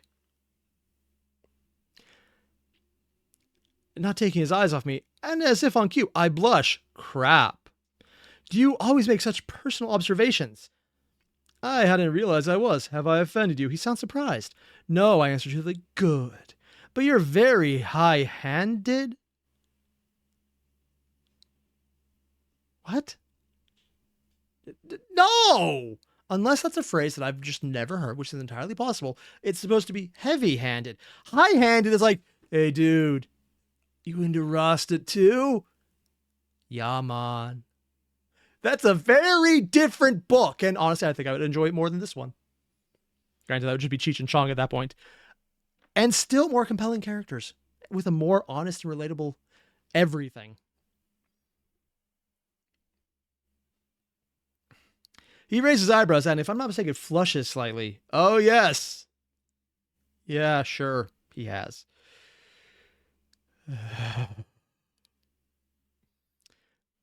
I'm used to getting my own way, Anastasia, he mutters. In all things. I don't doubt it.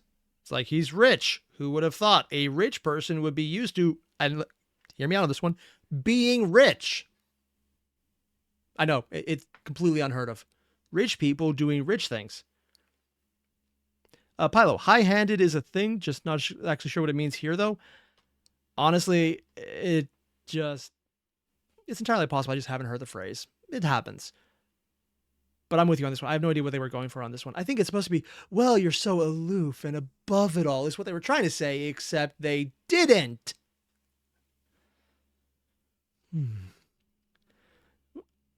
Where was I at? Doubt that. Why haven't you asked me to call you by your first name? I'm surprised by my audacity. Why has this conversation become so serious? It's just our first name. Who cares? This isn't going the way I thought it was going to go. I can't believe I'm feeling so antagonistic towards him. It's like he's trying to warn me off. That's not antagonistic. It's like, hey, let me call you by your first name. It's not antagonistic. That's just flirting. What do you think is antagonistic? Oh my God. I'm going to file this under characters too stupid to learn how to breathe at some point. I'm assuming there was a iron lung showing her how for a few years at some point. There's really no other way this could happen. She is too dumb to breathe. The only people who use my given name are my family and a few close friends. That's the way I like it. Oh, he still hasn't said, call me Christian. He is a control freak. No, it's not. It's just personal preference. There's no other explanation. You mean the richest man in the state who you took pictures of and interviewed once from a local student newspaper wants to just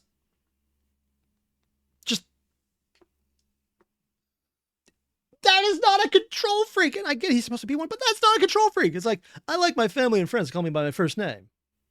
You are literally nothing to him. I don't lie. That's not a control freak. That's like some random person you've met twice being like, hi, let me call you, insert your first name here. And you're like, no, I don't know you. I'm going to beat you with my purse. Also, that's the only King of the Hill reference I know beyond propane. So I'm not going to ever make another one.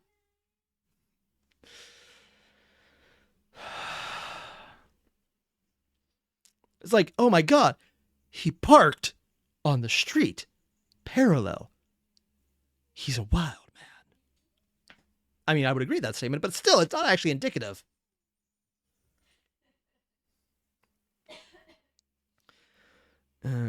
I don't like the idea of Christian and Kate. Wait, what? A part of me is thinking maybe it would have been better if Kate had interviewed him. Two control freaks together. Oh, yeah, no, there's books about that. They're called murder mysteries. Honestly, I would also prefer that story as well. So yeah, it would have been better. Plus, of course, she's almost blonde. Well, strawberry blonde. You could have just said that the first time when you tried to use actual words, but you didn't actually get around to the actual color, but whatever. Like all women in his office. And she's beautiful, my subconscious reminds me. I don't like the idea of Christian and Kate. I take a sip of my tea, and Gray eats another small piece of his muffin. Are you an only child? He asks. Whoa, he keeps changing direction. Yes. Tell me about your parents. Why does he want to know this? It's so dull. I agree. It's like you're literally reading a book on, hey, here is Small Talk, the novel. It's literally 1, ask about weather, ask about family, ask about siblings, ask about your home, ask about rent, ask about the weather again, because if you're still at this point, you do not know how to speak. And you're supposed to be in journalism, which is about speaking to people. This is like being an actor who is blind, deaf, dumb, and doesn't like people and doesn't know how to act. And yet you're being told that they are the most evocative mentor ever, who has shown everyone the glory of the art, but has never had a student. And trying to square that the entire time. It's that level of this is dumb.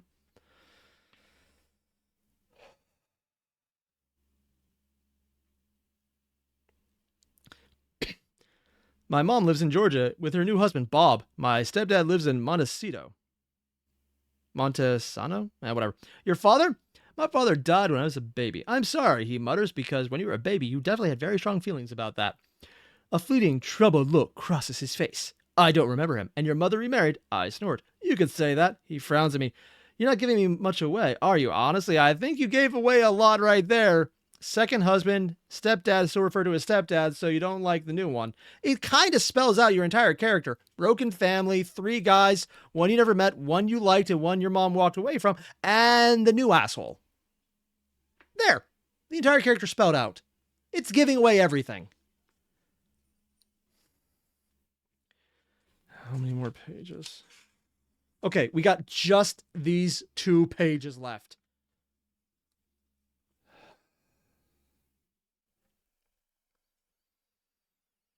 I don't remember him. And your mother married, you could say that. You're not giving much away what she did. Yes, or he says dryly, rubbing his chin in deep thought, because if that requires deep thought, you are an idiot. Oh, wait, yeah. It's like, this is a very complicated book. It says, how now, Brown, but I can't make out the end of it. Is it cat? Yes, it must be, because I'm an intellectual.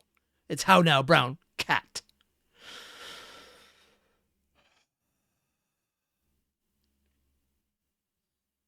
I think in the future I'm going to make 2 donation goals. One to read 50 Shades of Grey, and one to immediately after it to not read it. I stand by this. Okay, we're good. I can do this.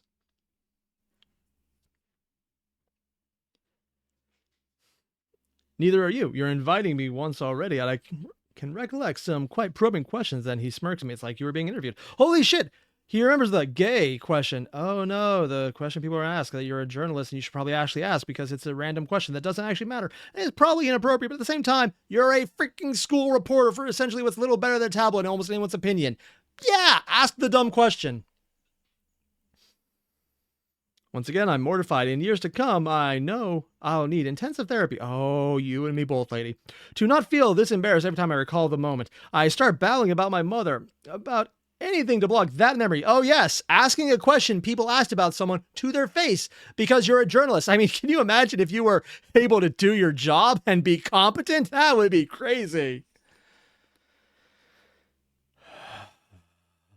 Now, Natasha, you're going to go play Roblox? Anyone can join you if you want. I would, except 1, I don't like Roblox, and 2, I plan on being unconscious after this as a safety precaution.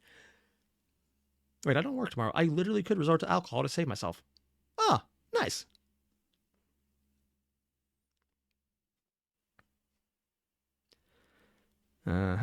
My mom is wonderful. She's an incurable romantic. She's currently on her 4th husband. Ooh, more than 3, 4 of them. Christian raises his eyebrow in surprise. I don't think that's an incurable romantic isn't 4th husband. That's bad with men. And I mean that in multiple ways.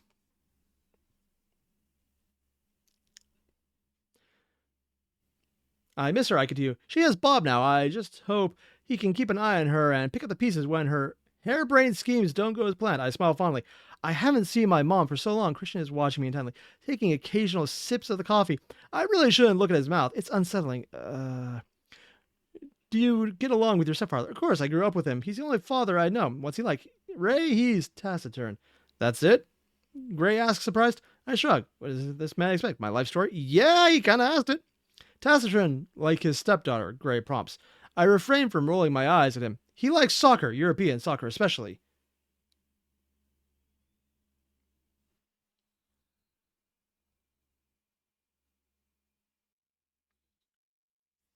As an American, I think there's 2 things wrong with this. 1, understanding that there is soccer and calling it European soccer. It's still soccer.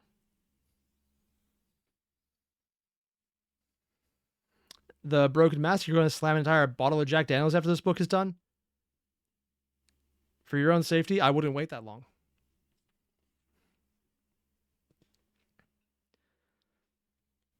And bowling, of course. And fly fishing, and making furniture. And there should not have been that many ants. And that is a complete and utter mistake that you should have just cut out because that's just bad writing. He's a carpenter, ex-army, I sigh. You lived with him. Yes, my mom met husband number 3 when I was 15. I stayed with Ray. He frowns as if she's not even 20. Oh, so when they say the mom's incurable romantic, it's just, yeah, she is highlighting this is a sexual book, showing her mother is loose and will get with anyone. So obviously her straight-laced daughter wouldn't. But then we're seeing, oh no, it's that kind of book, so she definitely will. Yes, we get it. You're trying to show that this is a mature audience book.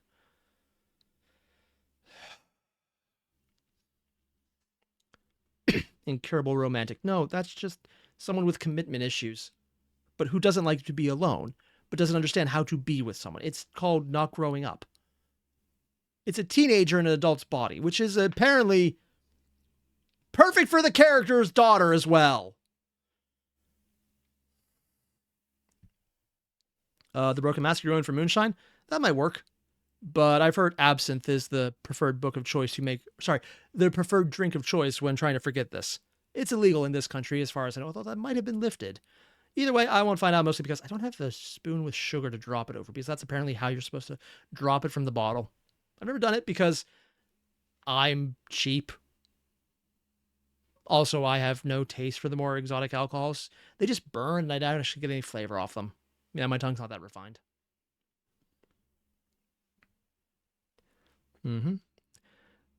He frowns if he doesn't understand. You didn't want to live with your mom, he asks. This is really none of his business. I mean, he is asking you could say no. If you could say no, but if you did, you probably wouldn't be his type. Husband number 3 lived in Texas. My home was in Montesano. Is that a place where she makes... I don't know. And, you know, my mom was newly married. I stopped. My mom never talks about husband number 3. Where is Gray going with this? This is none of his business. This is none of your business, apparently, because you apparently haven't seen your mom since she decided to marry multiple different men because she's a romantic. Yeah, that's the word. Romantic. To quote my wife, bitch is a hoe. She's hearing me in the background and talking all the time. It's awesome.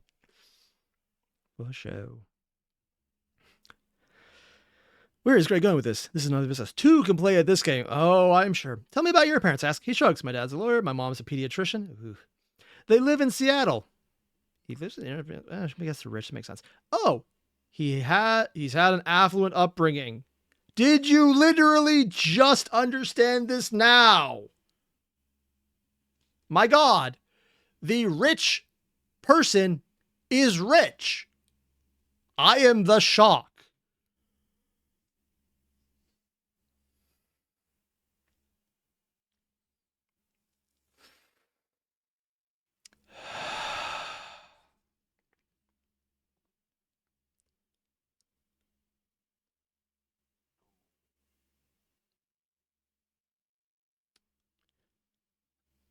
And I wonder about a successful couple who adopts 3 kids, and one of them turns into a beautiful man who takes the business world and conquers it single-handed. What drove him to be that way? His folks must be proud. What did your sibling do? Ellie's in construction. My little sister is in Paris studying cookery. Cookery. No. That's not even me misreading. It's cookery. Like, why? It's cooking. You're studying cooking. No, cooking, not cookery. Rookery is probably the word you're looking for, which is bird keeping of some type, I think. Cookery, I don't even think that's a word.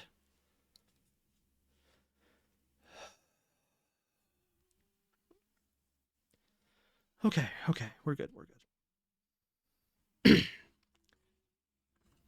Oh, thank God. Last page. This is the last page right here. We're not on the last page, but we're close. Okay. Where was the cookery coming up? I forgot already. I hear Paris is lovely. Well, you've never heard about Paris, and I hear it smells like piss because people pee everywhere. Apparently it's a problem. I've never been there. I don't know. I've just heard it. Why doesn't he want to talk about his family? Is it because he's adopted? It's beautiful. Have you been? He asks, his irritation forgotten. Well, apparently he hasn't either. I never left mainland USA because the USA is as big as multiple Europes. So now we're back to banalities. Oh, I'm sorry. Did you leave banalities? I thought you were there the entire time. What is he hiding? You mean like all the private family stuff that a person wouldn't talk to you about right away? Shocking. Would you like to go to Paris, I squeak? This has thrown me. Who wouldn't want to go to Paris? People who have heard about it. Of course, I concede, but it's England that I'd really like to visit. I mean, if she was into pub culture or Harry Potter, yeah, that makes sense. I mean, I personally would like to go to Darrowby because I'm a massive fan of All Creatures Great and Small, and that just sounds like awesome. Except for the fact that I know there's a lot of tourism there, so it probably is a small town with way too many tourists for the exact same reason I want to go there. That part really does kind of make it work a little worse. Yeah. Oh, and Michael Hamilton, thank you for pointing out there's only one more page. And then 2 chapters after this. Ooh, the broken mask. That's it. I'm drinking straight distilled lube. Screw being able to see. At this point, I would envy that option. That would be a nice change, to be randomly struck blind and never have to see this again. It's like, oh no, I can't finish reading it. I lost my eyes. What a horrible coincidence. Ignore the power drill. He cocks his head to one side, running his fingers across his lower lip. Oh my, because I rapidly blink. Concentrate, Steele. Oh, she's concentrating. It's the home of Shakespeare, Austen, the Bronte sisters, Thomas Hardy. Oh yes, because you like to read, and your diction is amazing for that highfalutin reading style from the Victorian and, well, Romantic periods. Minus the fact that literally nothing is implied that you know how to read it in the slightest. Or you made reference to it, or showed that it was any part of your character whatsoever in the first 50 pages of the novel.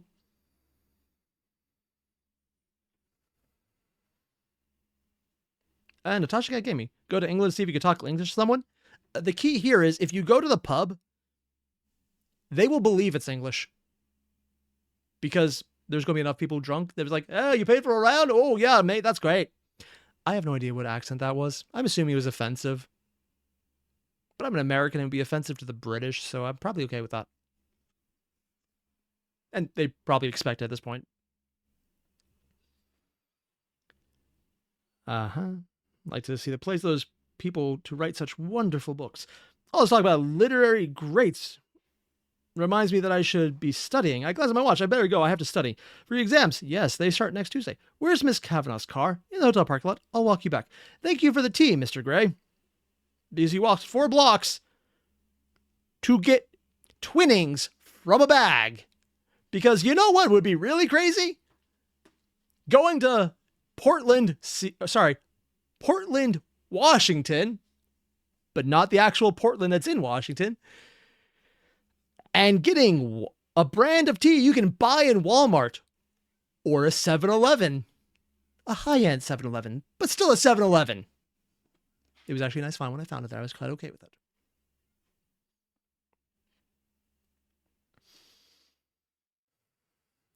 His smile, he smiles, his odd, I've got a whopping big secret smile.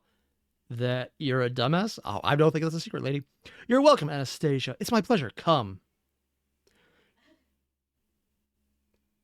My wife started laughing in the background when I said that. I have no idea why, and as long as I'm on YouTube, I will leave it at that.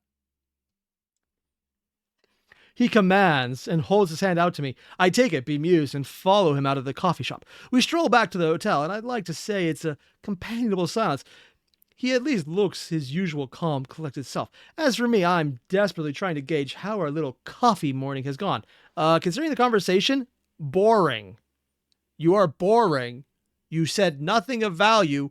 You talked about how your mom's a slut, and you haven't seen her a long time, except you know she's run off with another man after the last man she ran off with, so you were staying with your stepdad, who was your stepdad twice removed at that point. You probably haven't seen her since then.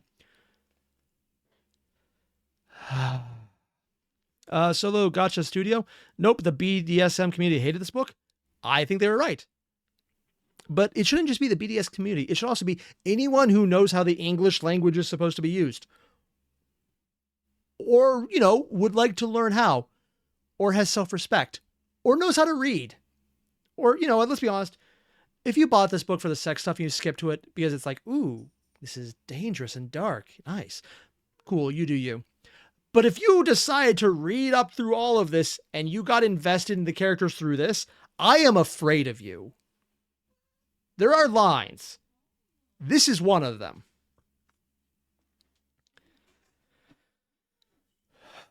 Shadius, am I ready to make literary analysis of the themes of this book? The themes of this book are someone who doesn't know any of their reference material is putting up window dressing to get to sex. and not realizing that the consensus in most romance novels, which are just about sex, is that you don't need any of that. You could have just got to, they met, they banged. And the fact that the phrase I'm using right there is somehow longer than some of the novels to get to that means they probably could have simplified this law and taken out a lot of really bad writing to get to the really bad sex. It was also badly written, I'm assuming at this point, because it par for course. Have I got there yet? No, I haven't read any of it. I would like to get to it because I can skip it. It makes the chapter shorter. But we're not there, so I have to keep reading. My pleasure, yeah. We stroll back to the hotel, and I stay in compatible science. As for me, I desperately trying to gauge how our little conversation went. I feel like I've been to an interview for a job, but I'm not sure what for. Do you always wear jeans? He asks out of the blue. Mostly. He nods. We're back in the intersection across the road from the hotel. My mind is reeling. Yes, because being asked about wearing pants to a high-end hotel to interview one of the most rich men in the state and a photo shoot and you wore jeans. I mean, yeah, sure, you're literally the driver, but I guess it makes sense. Sure, let's go with that. Mostly, he nods. We're back at the intersection across the road from the hotel. My mind is reeling. What an odd question. Really not. It's kind of boring, though. And I'm aware our time together is limited. This is it. This was it. And I've completely blunt. I know. Perhaps he has someone. Do you have a girlfriend? I blurt out. Holy crap. I just said that out loud. His lips quirk in a half smile. He peers down at me. No, Anastasia, I don't do the girlfriend thing. He says softly, oh, what does that mean? He's not gay. Oh, maybe he is. He must have lied to me in the interview. I mean, he could also just not be into that kind of relationship, which is what we know happens, but still.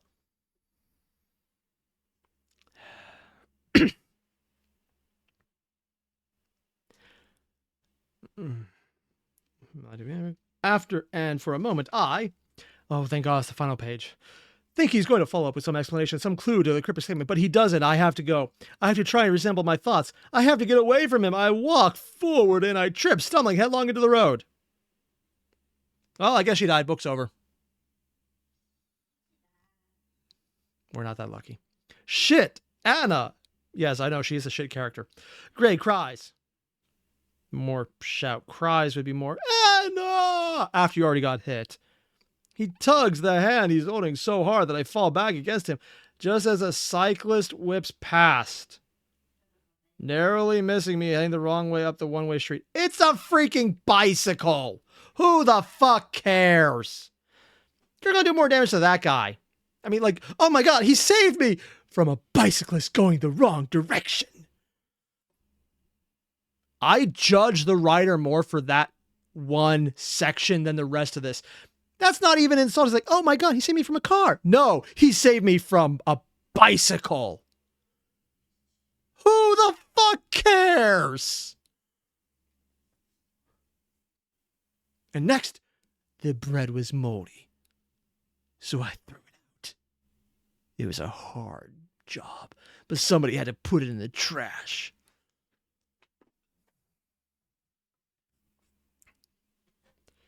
It all happened so fast. 1 minute I'm falling, and the next I'm in his arms, and he's holding me tightly against his chest from that damn bicycle. I inhale his clean, wholesome scent. Well, that just implies you have no idea what wholesome smells like, lady. Although, considering your mother, this might be what you consider wholesome. It explains a lot. He smells of freshly laundered linen and expensive body wash. And you know what expensive body wash smells like, how? It's intoxicating. I hail deeply. Are you okay? He whispers. His one arm around me clasps me to him. The fingers of his other hand softly trace my face, gently probing, examining me because of the horrible, almost being hit by a bicyclist. Who, if they're riding on a street in a city and are riding fast in the wrong direction, is probably on something so light that you breathing on them might actually destabilize it and dent the metal when they fall over and gently nick, the air by moving too fast in a single direction. Or that if they move their legs too fast in the wrong direction, they might bend it by accident. Because when you get to high-end bikes, they're really freaking, light. Is it actually that light? No, they're not. I'm exaggerating. But also, Valerian, you're asking why there's nothing bigger than caps. Technically, I know YouTube does enable in some formats where you can put in console commands to change how bold they are. So you theoretically could get something bigger than caps in writing. I don't know how to enable it, but I've seen other people do it, and it's weird. Are you okay? His thumb brushes my lower lip and my breath hitches, he's staring into my eyes, and I hold his anxious, burning gaze for a moment. Or maybe it's forever. Oh God, if it was forever, I would have probably burned this book already and walked away. But eventually my attention is drawn to his beautiful mouth. For the first time in 21 years, I want to be kissed. I want to feel his mouth on mine.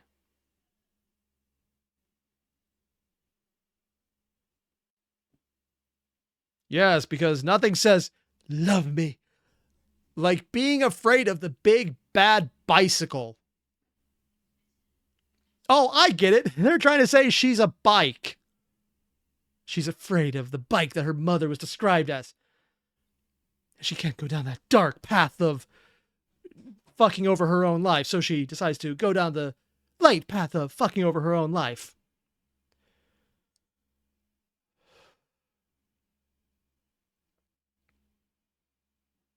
At what point do we just acknowledge this is someone who read Metamorphosis like, ooh, I like this story, and decide to phrase it after 50 or Twilight instead?